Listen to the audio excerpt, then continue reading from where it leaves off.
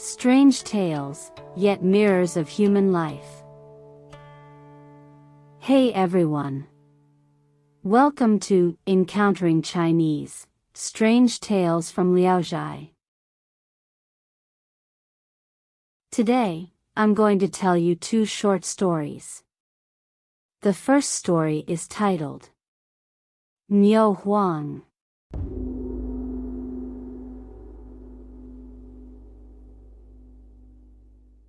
Huang was a man from Mengshan. One sweltering summer day, unable to bear the heat, he lay under a large tree outside the village to cool off. Just then, a man came running hurriedly toward him. His head was wrapped in a thick towel, sweat streaming down his face as he ducked into the shade, leaned against a stone, and fanned himself vigorously. Beads of sweat dripped from him like rain. Seeing this, Chen sat up and said with a smile, "If you take off that towel on your head, you won't need to fan yourself so hard. That way, you'll feel much cooler." The man wiped his sweat and replied, "Taking it off is easy, but putting it back on later will be a lot harder." The two began to chat, and Chen quickly discovered that the man was well-spoken and engaging. After a while, the man sighed and said, "I don't have any big wishes right now, just a cup of ice-cold wine. One sip of that chilled, fragrant wine sliding down my throat into my stomach would definitely take away most of this summer heat." Chen burst out laughing and said, "That's an easy wish to grant. I can make it happen for you." With that, he took the man by the hand and said, "My place is just nearby. Why don't you come over for a drink?" The man, not standing on ceremony, smiled and followed Chen back to his house. Once there, Chen retrieved a pot of his treasured wine from a stone cave. The wine was so cold it chilled one's teeth. Overjoyed, the man drank 10 cups in a row, his cheeks flushing red with pleasure. As they were talking, the sky suddenly darkened, and rain began to fall outside. Chen lit a lamp, and the two continued their leisurely conversation as the sound of rain filled the evening air. At this moment, the man removed the towel from his head, and Huang noticed a faint glow occasionally emanating from the back of his head. Finding it strange but hesitant to ask directly, he said nothing. Before long, the man drank himself into a stupor and fell asleep. Seizing the opportunity, Chen quietly approached with a lamp to take a closer look. To his astonishment, he discovered a large hole behind the man's ear, as wide as the mouth of a cup. Inside the hole were several thick membranes layered like window lattices, while the outer part was covered by a soft piece of skin.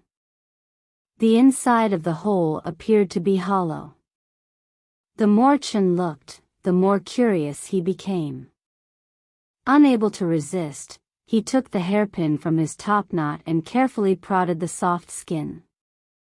Suddenly, something resembling a small calf shot out of the hole with a whoosh, breaking through the soft membrane and flying away. Startled, Chen quickly put away the hairpin and was about to step back when the man woke up. His face darkened as he glared at Chen and said, "You've discovered my secret. You've released the Huang, this is serious." Chen hurriedly bowed and apologized repeatedly, asking what had just happened. The man let out a heavy sigh and said, "Since it's come to this, I might as well tell you the truth. I am the plague deity who causes illnesses in animals. What you just released is the Huang, a spirit that spreads disease among cattle. Now that it's escaped, I fear every cow within 100 miles will likely die. Hearing this, Chen's face turned pale with fear. Since his livelihood depended on raising cattle, he was overcome with dread. His legs gave out, and he knelt before the man, pleading for a way to avert the disaster. The man shook his head helplessly and said, "Because of this, I'll face punishment from the heavenly gods too. I'm afraid there's not much I can do for you.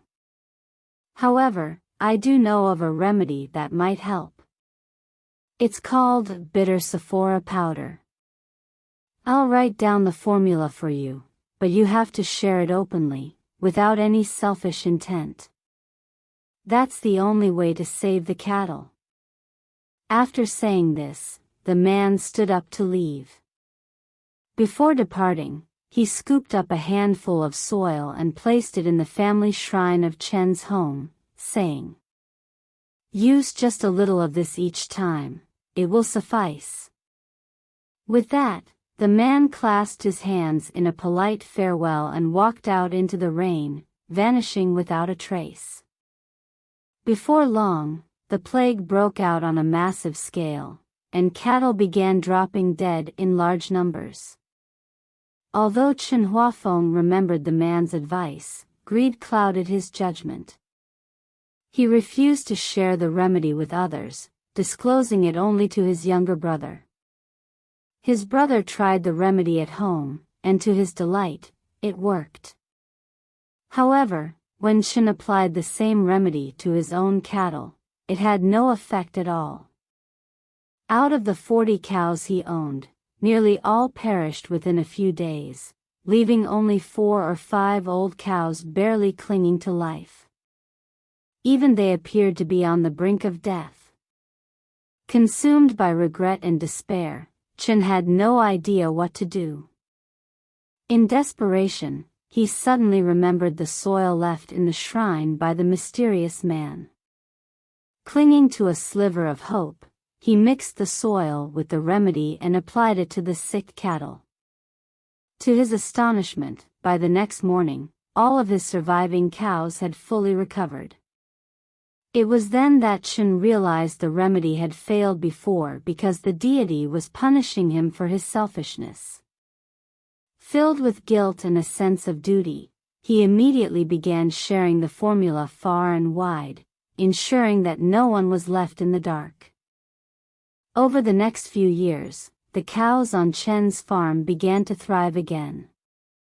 All his surviving cows gave birth to calves, and the herd gradually returned to its former size. The second story is titled, The Death of Yama.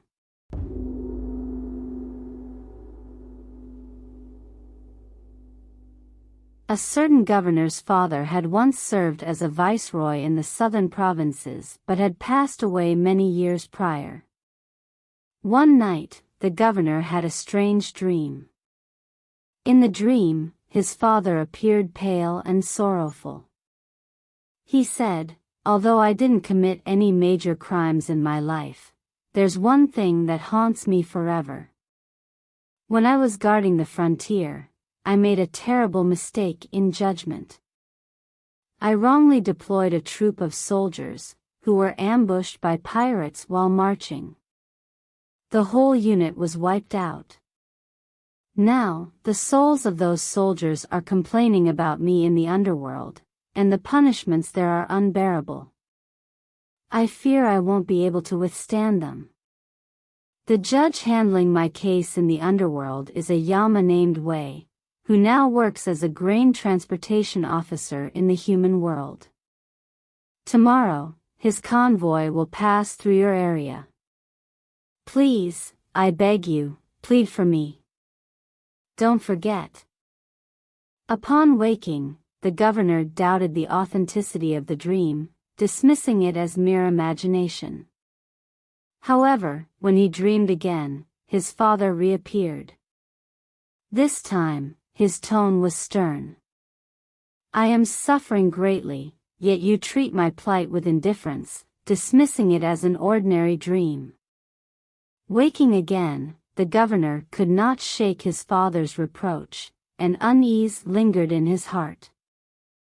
The next morning, while attending to official duties, the governor learned that a certain grain transportation officer named Wei had indeed arrived in the area.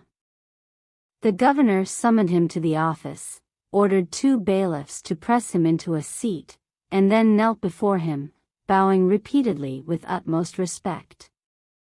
When he finished bowing, he refused to rise, remaining on his knees and weeping as he recounted the events of his dream. At first, the grain transportation officer, Wei, insisted that he was not a Yama. But the governor was relentless, prostrating himself on the ground and refusing to get up. Finally, the grain officer sighed and admitted the truth. The underworld is reviewing this case, but their rules are strict and fair. Corruption or collusion just isn't possible. I'm afraid I can't help you. The governor, however, was undeterred, continuing to kneel and plead with sorrowful words. Seeing the governor's unwavering determination, the grain officer reluctantly agreed to try, but he warned, "If you wish me to hear this case now, I will need a quiet, secluded place." Hearing this, the governor immediately ordered his subordinates to prepare a guest room within the yamen. Once it was cleaned and ready, he invited the grain officer to proceed with the trial. Seeing the governor's earnest plea, the grain officer finally agreed to conduct the trial. Still uneasy, the governor requested to secretly observe the proceedings. The grain officer initially refused, but after the governor's repeated entreaties, he reluctantly said, "All right, but you have to stay silent during the trial." The punishments in the underworld are very different from those in the human world. They're terrifyingly cruel, but the spirits don't truly die. Whatever you see, don't cry out, no matter what happens.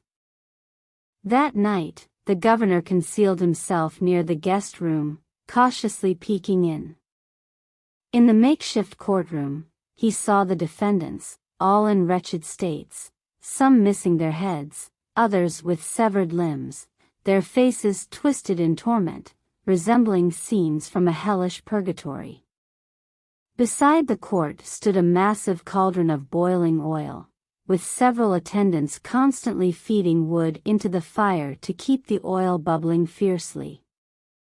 Suddenly, the grain officer emerged, now dressed in strange robes resembling those of an emperor.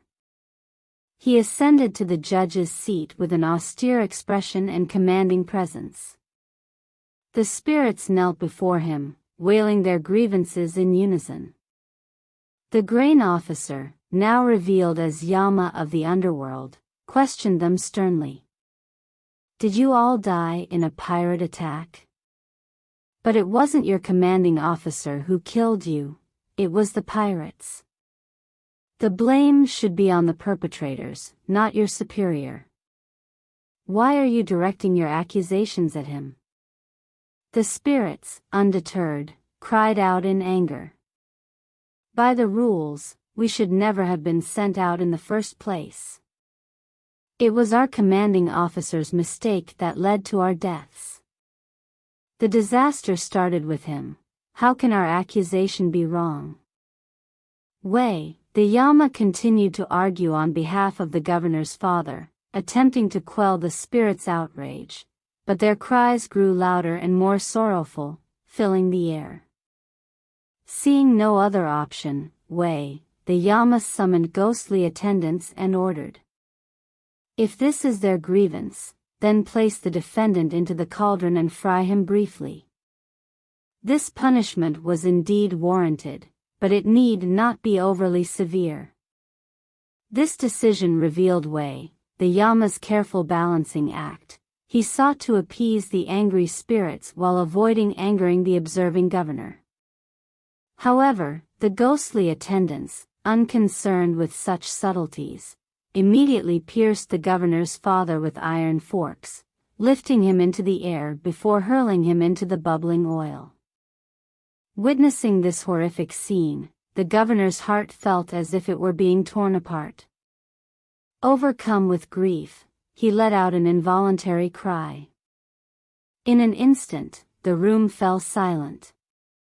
Everything vanished without a trace, as if none of it had ever occurred. The guest room was once again empty and quiet. The governor, as if awakening from a terrible dream, was left bewildered and alone. He returned to his quarters, shaken and full of unanswered questions.